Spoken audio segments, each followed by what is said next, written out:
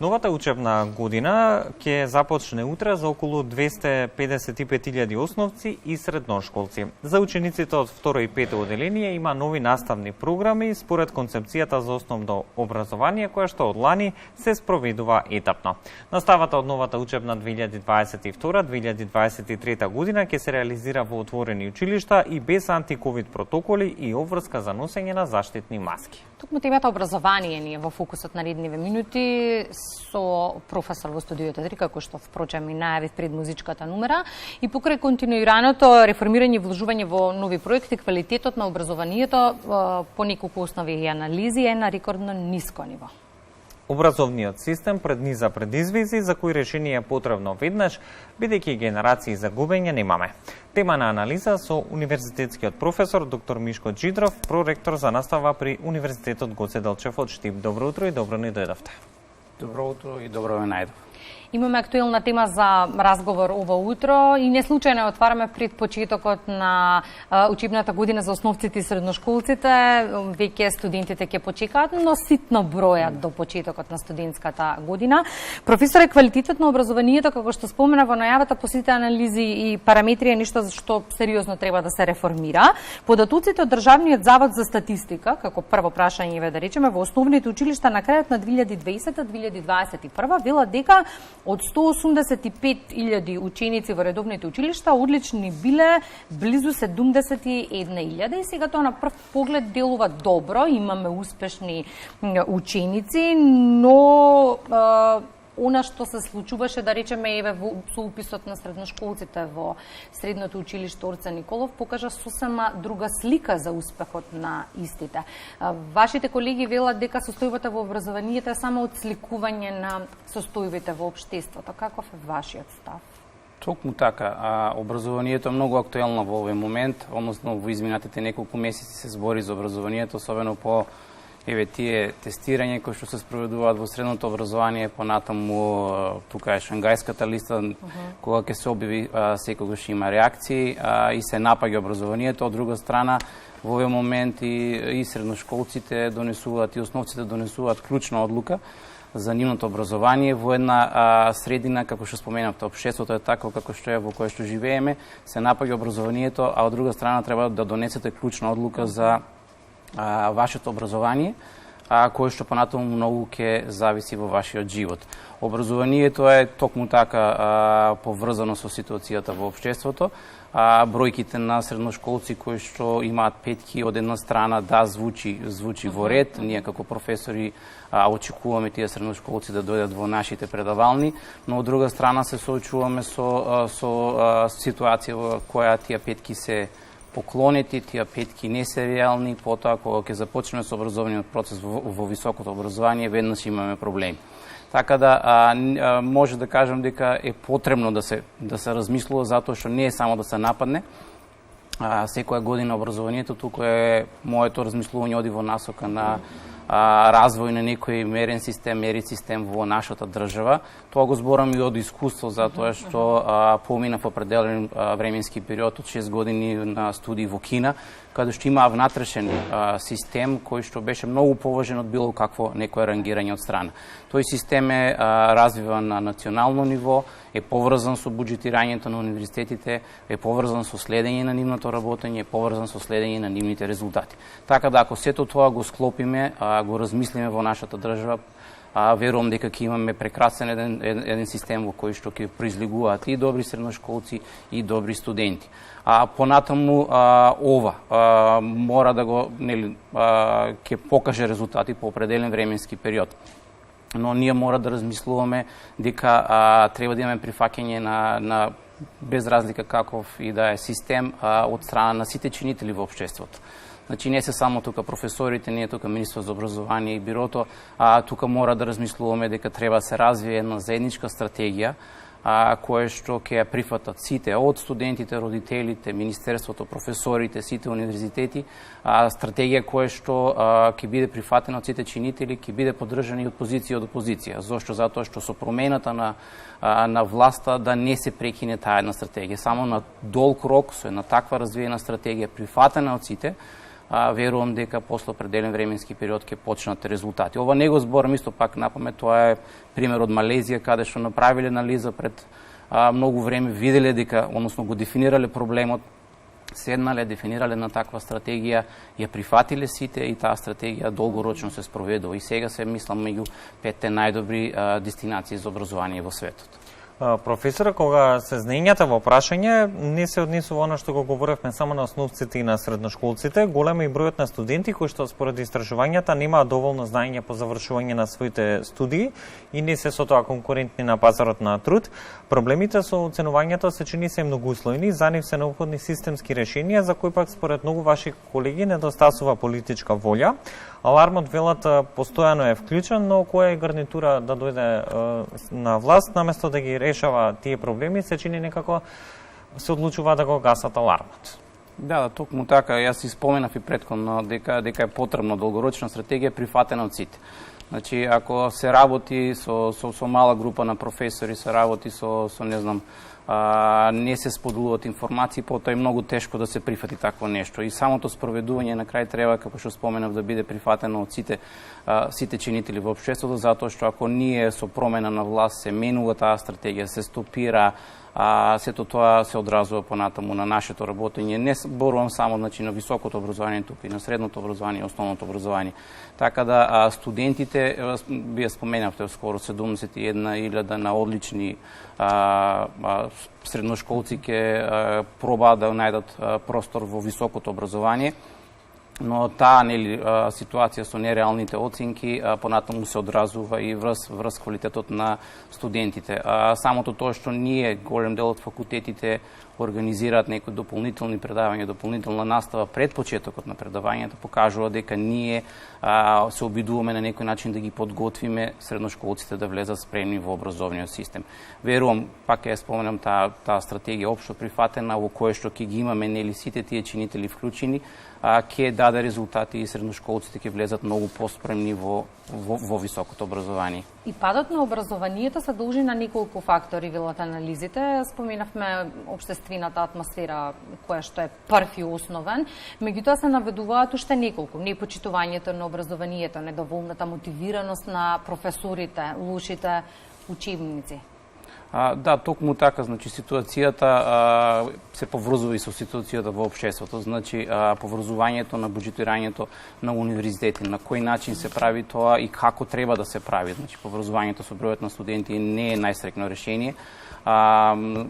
Некои воспоставени критериуми повисоки за работа за професорите, поврзани со видливи резултати. Во секој случај сето тоа да биде наградено, верувам дека ќе подобри таа ситуација, но воопшто целата ситуација ќе биде многу полесна ако немаме потреба од хиперпродукција на кадар во високото образование, затоа што имаме правично и премногу високообразовни институции, споменавте одлични ученици, кои што верувам дека сега ситуацијата со дуалното образование во средните технички училишта ќе помогне оваа ситуација, затоа што дел од нив ќе се решат да продолжат директно во фабриките каде што поминуваат практична настава, со тоа нема да имаме толкав број на кадар, односно толкав број на кандидати кои што ќе се обидат да влезат во високото образование. Со тоа ќе имаме и помала група на студенти, претпоставувам, но и поквалитетни студенти кои што ќе дојдат од средното образование. Сето тоа заедно, верувам, по некој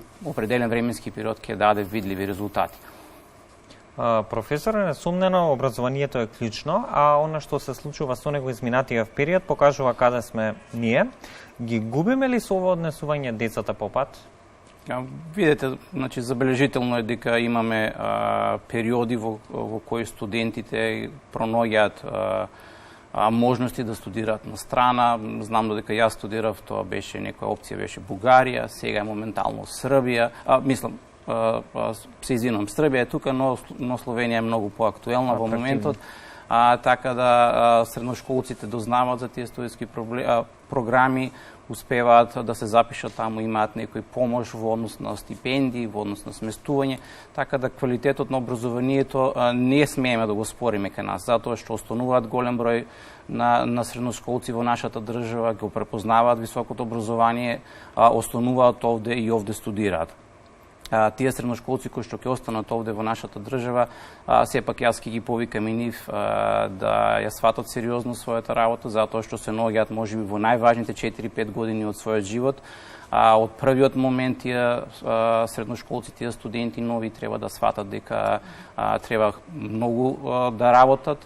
Тука се професорите, имаме прекрасни професори со знаење кои што работат во многу тешки услови, а на крај продуцираат и добри истражувања, и добри трудови, организираат проекти во кои што може да се вклучат професорите, така да постојат, споменав, повеќе високообразовни институции, може да ги разгледат студентските програми и да се пронедат во нашата држава.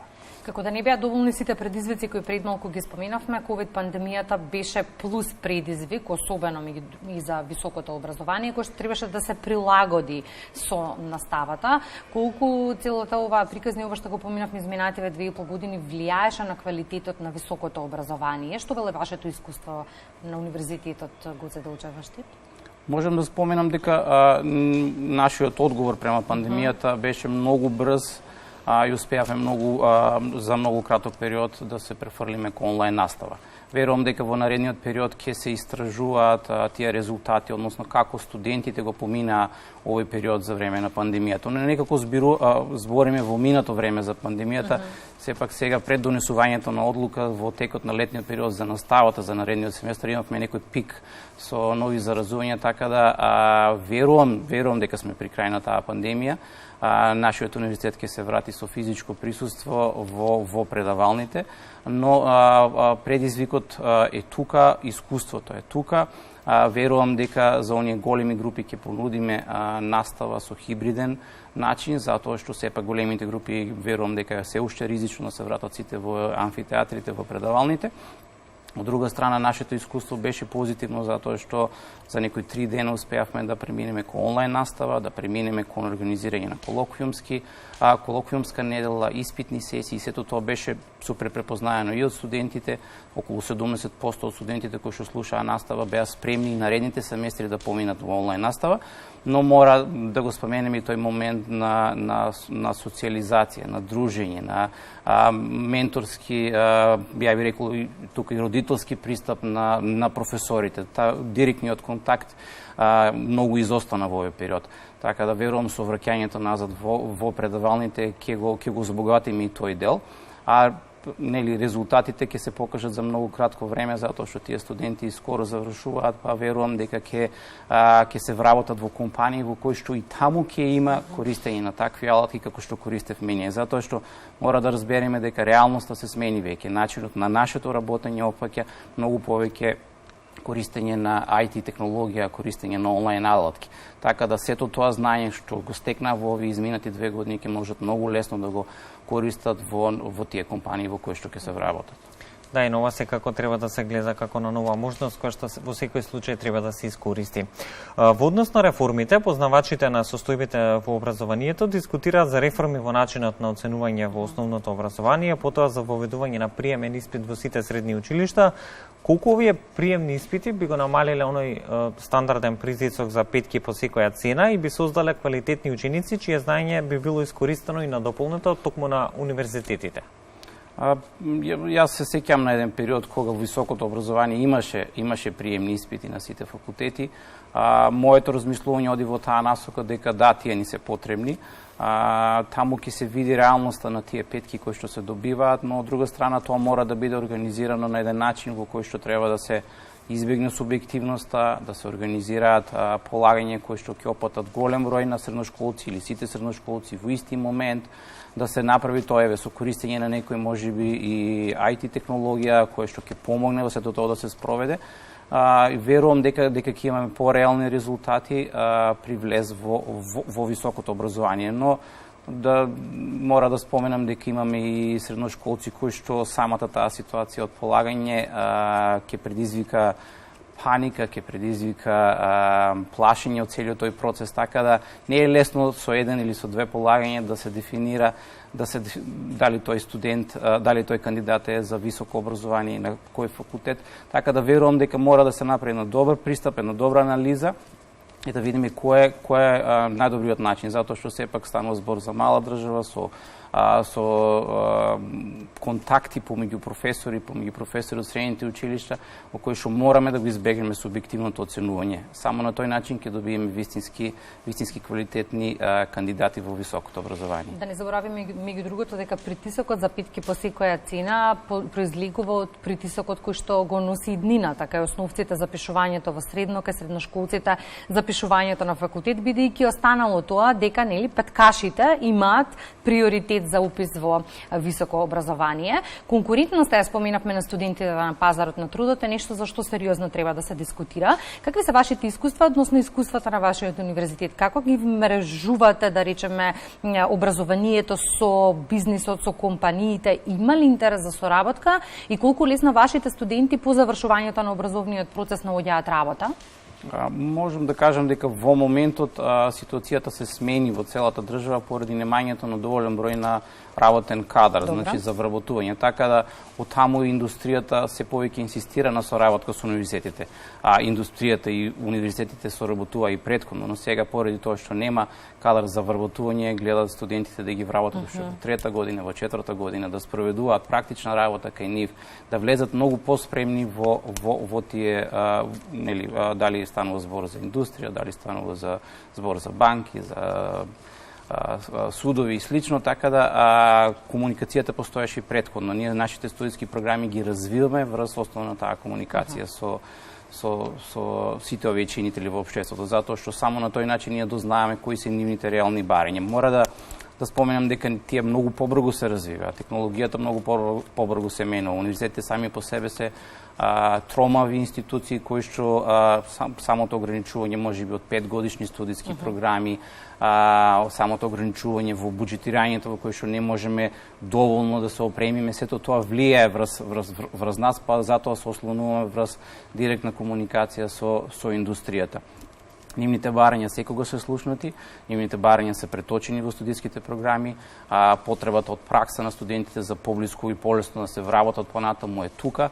Нашиот универзитет, иако законот во 2018 година нема веќе практична работа, ние продолживме да организираме, така да студентите сите поминуваат определен временски период во индустријата, односно поминуваат пракса, значи болници, судови и слично.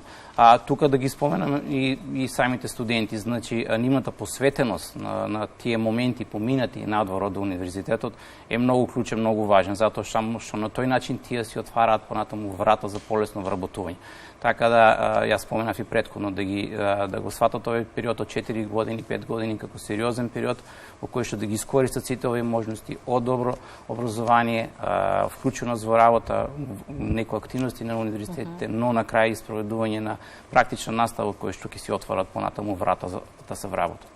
И сега додека основците и средношколците се подготвуваат за почетокот на новата учебна година, матурантите се подготвуваат за упис на факултет, нешто што е актуелно периодов. Колку студиски програми има на вашиот универзитет, колку слободни места има за упис и кои се оние програми кои што се најбарани, најатрактивни би рекол меѓу идните студенти? Токму така, Универзитет Гоце Делчев вчера го заврши првиот уписен рок. Денески ги имаме прелиминарните резултати. Универзитетот има 15 единици, односно 12 факултети и 3 академии. Вториот уписен рок го подготвуваме кој ќе биде на 9 и 12 септември. Студиските програми се добро познати, пред 2 години беа реакредитирани сите студиски програми, така да студентите, односно идните студенти, може да влезат на сајтот на Универзитет Гоце Делчев, да ги видат студиските програми. Јас би ги повикал да не само се запознат со студиските програми, се запознати и со нашите професори, да видат кој од која област прави истражување и дали би можеле тие да се вклучат со нивните активности во текот на студирањето. Можам да споменам дека факултетот за медицински науки е многу актуелен, но мора да ги споменам и другите факултети кои што имаат константен прилив на студенти, тоа се правниот, економскиот, факултетот за туризам, бизнис, логистика, техничките факултети секогаш одржуваат некоја константна бројка на прием на нови инженери, идни инженери, така да сите студенти можат, сите кандидати можат да го препознаат Универзитет Гоце Делчев како своја идна дестинација. Секако почнуваме уште една година образовна полна со предизвици, но некаде еве за крајот на разговорот која е пораката и до вашите колеги, меѓу другото и до учениците, тука мислам и на студентите, но еве и на средношколците и на основците пред почетокот на годината. Реформи се потребни и тоа веднаш, но во меѓувреме како генерации загубења немаме. Мора самите да сватиме, јас кажав дека мора да го дефинираме проблемот и да почнеме да работиме. Верувам дека во позадина се работат стратегии, тие стратегии да бидат достапни до професорите, да видиме во која насока ќе се одвива образованието, не само професорите, тука се родителите како најзасегнати, тука се студентите, така да ги повикувам и студентите сериозно да ја сватат својата работа во овој период. Кандидатите нека ги отворат студиските програми, нека прогуглаат, нека видат што ги очекува, затоа што постоја доволен број на студиски програми во кои што може да се препознаат и на крајот верувам по 4-5 години ќе ги видиме вработени во некои компании, во банки, во судови, ќе бидат и тие задоволни од образованието и самата нивна одлука да останат во нашата држава. Професоре Джидров, благодарам. Благодариме за денешното гостување. Очигледно е дека образованието е еден од клучните столбови за еднината на секоја држава, токму затоа реформите во областа на образованието се повеќе од неопходни. Да, и токму затоа со компетентни, стручни лица одлучивме да отвориме и оваа тема непосредно пред почетокот на новата учебна година за основците и средношколците. Студентите ситно бројат почнуваат за 30 дена со нови предизвици.